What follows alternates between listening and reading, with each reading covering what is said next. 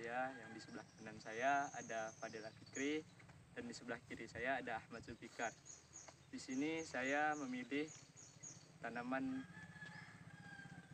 terpadu yang mana lahannya ini bertepatan di Kalimas dengan luas lahan kurang lebih 2 hektar, yang pemiliknya ini dengan Pak Made. Ini saya sedang bersama petani pemilik lahan, yaitu narasumber. Selamat siang, Pak. Selamat siang. Ya, Pak, bolehkah saya bertanya-tanya tentang profesi dan lahan Bapak? Ya, boleh. Baik, Pak. Terima kasih atas kesempatannya.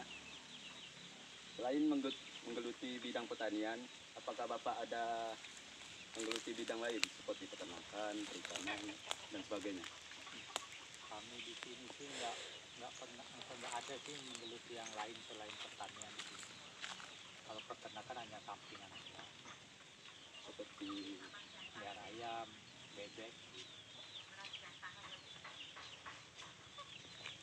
dengan berbagai macam tanaman yang seperti bisa kita lihat, apakah Bapak menerapkan sistem bergilir atau sistem serempak itu, Pak? Nah, kalau untuk tanaman-tanaman ini sih kami tanam itu bergilir. Kalau lahannya sekitar 1 hektar ini kan banyak jenis yang ditanam, ada padi, ada sayurannya. Kalau sayurannya ini kan ya kita dibagi-bagi tempatnya. Ada yang sama ini kita nanam kacang nih gitu, sekian agar kita kacang, nanti yang lainnya ada kangkung itu. Kalau ya, Adakah kesulitan untuk berpertanian secara tepat ini, Pak? kalau kesulitan pasti ada, karena itu di sini kan daerahnya sedikit rawa gitu. Ya. Habis itu curah hujan juga kan tidak menentu, jadi waktu kita mau nanam itu hujan, jadi terkendala cuaca juga kan.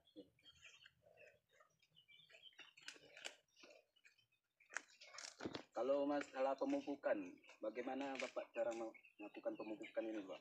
Beberapa kali gitu.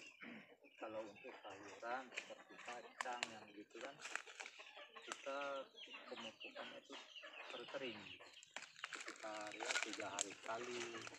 Kita sudah tumbuh gitu kan, dia harus sering dipupuk juga. Pupuknya dari urea gitu kan, Ponska juga harus. Juga kita harus masukkan juga pupuk kandang. Dari peternakan itu, Pak? Enggak, kita nyari tempat lain gitu. Kalau pupuk kandang kan kita makanya cukup banyak. Masalah perawatannya, Pak, bagaimana Bapak cara melakukannya?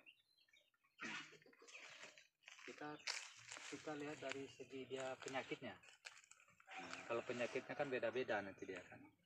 Kalau misalnya terong kan ada yang dia model jamur, fungisida, kita harus menggunakan fungisidanya.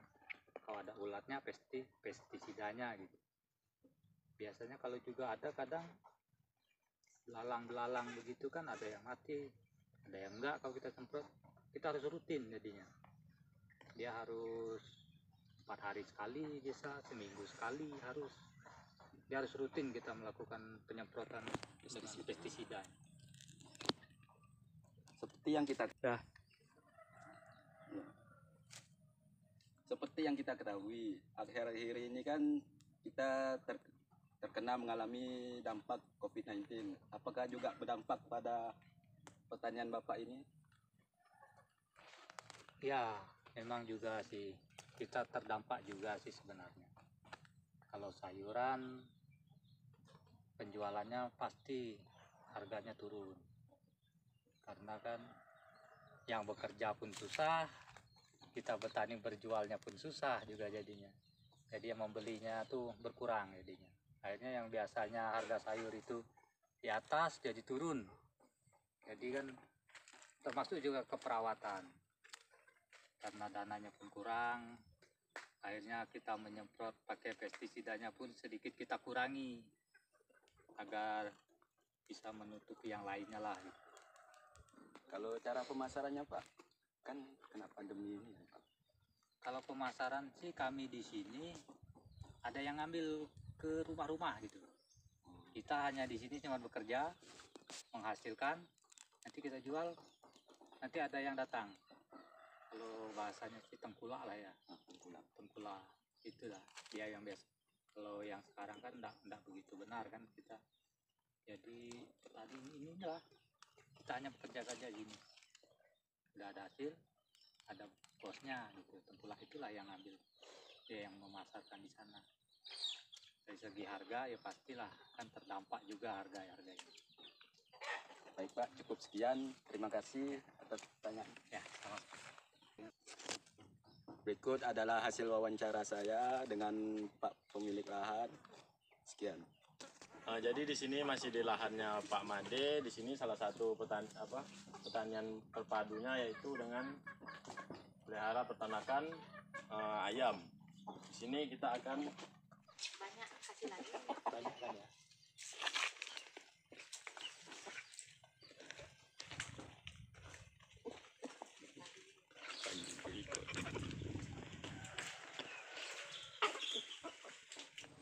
Yaitu pelaksanaan setelah panen. Ini baru dikumpulkan, Bapak manen secara manual yaitu dengan memanjat kelapa itu sendiri. Jadi sini saya akan membantu Bapak untuk dalam pengangkutan buah dari kelapa ke tempat titik kumpul kelapa atau TPH kelapa gitulah.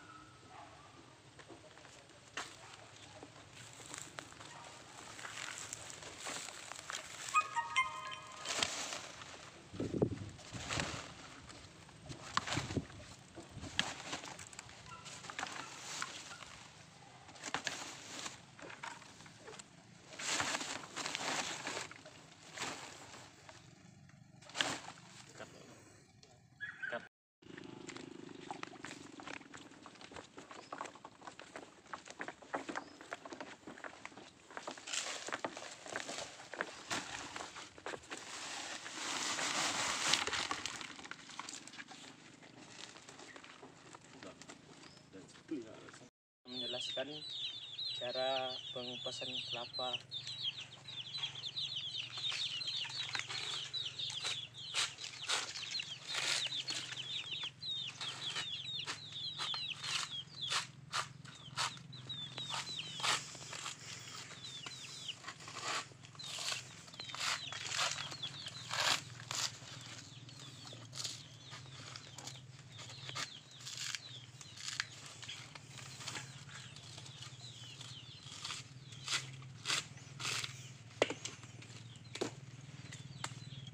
Itulah tadi proses pengupasan kelapanya. Di sini yaitu pelaksanaan memanen di lahannya Pak Made di Kalimas. Ini salah satu komoditi yang ada di lahannya yaitu daun bawang. Ini pelaksanaan dalam pemanenan.